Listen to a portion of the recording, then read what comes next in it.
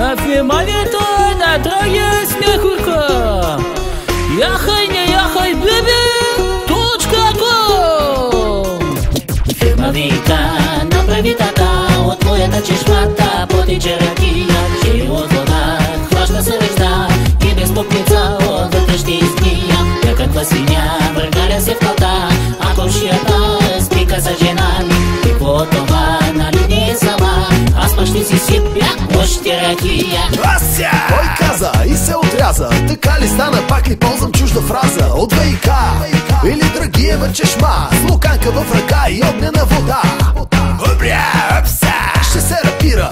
Хайде тая вечер някой да спонсорира за купона или нещо на пилона, но преди това закопчай си панталона.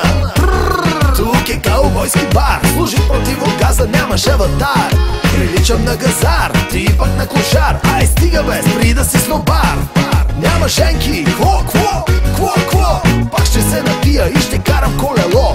Ха наляво, ха надясно, бам в едно дърво. Ай стига бе, кога порасна то? Фирма вика, направи така, от твоята чешмата потече ракия, че от вода хваща се ръжда и без мукница отвътре ще изгния. Някаква свиня въргаля се в калта, а комшията спика с жена ми. Какво това, нали не е сама? Аз пък ще си сипя още ракия. 1, 2, 3, ой ще пием пак на дискотека по-домашно и хоре мак. Уау! Каква походка, беше в парка на разходка с бутилка водка. 100 кила ракия давам. Ай ги бре! И 200 можем да изпием от воле.